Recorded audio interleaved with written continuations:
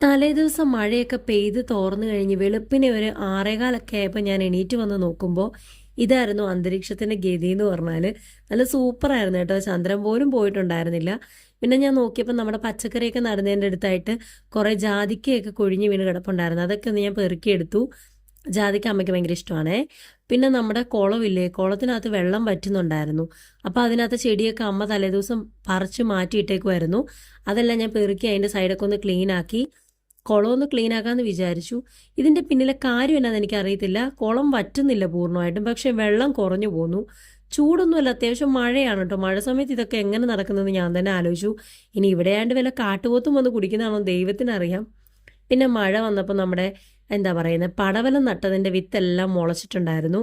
പിന്നെ നമ്മൾ പണ്ട് നട്ടതായിരുന്നു ഈ ചീരച്ചേമ്പെന്ന് പറഞ്ഞാൽ, നമ്മുടെ പറമ്പിൽ നിന്ന് നമ്മൾ ചട്ടിയിലേക്ക് മാറ്റി നട്ടതായിരുന്നു.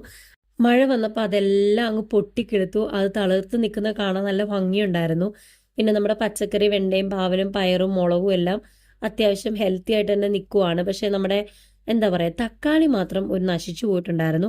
പിന്നെ ഇത് കളഞ്ഞിട്ട് തണ്ണിമത്തൻ്റെ കുരുവും മുളച്ചതാണ്. പിന്നെ നമ്മുടെ ഈ പൂക്കളൊക്കെ എന്ന് പറഞ്ഞാൽ വരണ്ട് നിന്ന ചെടിയിൽ മഴയ്ക്ക് ശേഷം ഉണ്ടായതാണ് കേട്ടോ. ഇത് കണ്ടോ, ഈ ഒരു കുഞ്ഞു പൂവ്. പിന്നെ നമ്മുടെ വെള്ളരി വള്ളിയൊക്കെ തന്നെ കിളുത്ത് വന്നാണ്. പിന്നെ ഞാൻ തട്ട ചെമ്പരത്തിയിൽ ആദ്യമായിട്ട് പൂ വന്നു. 5 ചെമ്പരത്തിയാണ്. അത് കഴിഞ്ഞപ്പോഴാണ് ഞാൻ നമ്മുടെ മുറ്റം തൂക്കാനായിട്ട് ഇറങ്ങിയത്. അപ്പം കണ്ടതാണ് കേട്ടോ, നമ്മുടെ മാവേലും പ്ലാവേലും എല്ലാം കൊമ്പൊക്കെ വീണ് ഒടിഞ്ഞ് കിടപ്പുണ്ട്. അതുപോലെ ഓല ഒരുപാടെണ്ണം വീണു. അത് ക്ലീൻ ചെയ്യാൻ നേരത്താണ് കണ്ടത് നമ്മുടെ ആ പറമ്പിൽ നിൽക്കുന്ന കാന്താരിയെ നിറയെ ചുമന്ന് കാന്താരിക്ക അതെല്ലാം പറിച്ചുകൊണ്ട് വന്നു. പിന്നെ മുറ്റമൊക്കെ നല്ല രീതിയിലൊന്ന് വൃത്തിയാക്കി. സൈഡെല്ലാം നല്ലതായിട്ട് തൂക്കണമായിരുന്നു. തൂത്ത് വന്നപ്പോഴാണ് എൻ്റെ ചെറുക്കന്മാർ രണ്ടുകൂടെ എണീറ്റ് വന്നത്. പിന്നെ അവന്മാർ കിടക്കുന്ന ഏരിയ ആയിരുന്നു, അതും ഞാൻ ക്ലീൻ ചെയ്തു. കുറച്ച് കഴിഞ്ഞപ്പം ഭയങ്കര അടി. ഇന്ദമ്മയ്ക്ക് എന്നോടാണോ ഇഷ്ടം അവനോടാണോ, അവന്മാർ തമ്മിൽ ഭയങ്കര യുദ്ധം. പിന്നെ രണ്ടിനെ ഞാൻ വഴക്കുണ്ടാക്കി വടിയെടുത്ത് ഓടിച്ചു. എന്നിട്ടും മാറിയില്ല. പിന്നെ സ്നേഹത്തോടെ പറഞ്ഞ് മനസ്സിലാക്കി.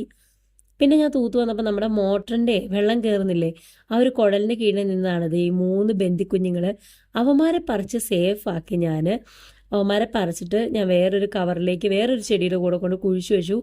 അടുത്ത ഓണം ആകുമ്പോൾ ഇതിൽ പൂവുണ്ടാവാനുള്ളതാണേ. പിന്നെ നമ്മൾ മരത്തിലൊക്കെ പിടിപ്പിച്ചിട്ടുള്ള മണി പ്ലാന്റും അതുപോലെ എന്തോ പറയുക അലങ്കാര ചെടികൾ 1-2 ഉണ്ടായിരുന്നു. അവന്മാരെയൊക്കെ ജസ്റ്റ് ഒന്ന് നോക്കി അവന്മാരുടെ വീഡിയോസൊക്കെ ഒന്ന് കവർ ചെയ്തെടുത്തു. ഇതൊക്കെ ഒരു സന്തോഷത്തിൻ്റെ ഭാഗമല്ലേ നമ്മുടെ. പിന്നെ നമ്മുടെ മധുരക്കിഴങ്ങ് ഞാൻ ഈ ചെടികളുടെ ഇടയിൽ പടർന്ന് കിളുത്തിട്ട് ഒരു ചാക്കിലേക്ക് അമ്മ പറിച്ച് നട്ടതാണ്, ഞാനല്ല. പിന്നെ ഞാൻ നമ്മുടെ എന്താ ഇത് കണ്ടിട്ടുണ്ടോ എന്ന് എനിക്കറിയത്തില്ല, ഇലഞ്ഞിന്ന് പറയും. ഇലഞ്ഞിപ്പൂക്കൾ കണ്ടവർ കുറവായിരിക്കും. നോക്ക് എന്ത് രസമുണ്ടല്ലേ കാണാൻ, കുഞ്ഞ് ഇലഞ്ഞിപ്പൂക്കൾ. ഇതിപ്പം പൂക്കുന്ന സമയമാണ്, നല്ല മണമാണ്. അതെല്ലാം കഴിഞ്ഞിരുന്നപ്പോൾ അമ്മ ചായ കൊണ്ട് തന്നു. രാവിലെ ഒരു കട്ടൻ കാപ്പി കുടിച്ചിട്ട് ഇറങ്ങുന്നതാണ്. ഒരു 7:30 ആകുമ്പോൾ അമ്മ ചായ കൊണ്ടുവരും. പിന്നെ ചായയൊക്കെ കുടിച്ചിട്ട് ഓഫീസിൽ പോകാനുള്ള ടൈം ആയിരുന്നു. അപ്പോഴേക്കും ഞാൻ പെട്ടെന്ന് റെഡിയായിട്ട് പോന്നു.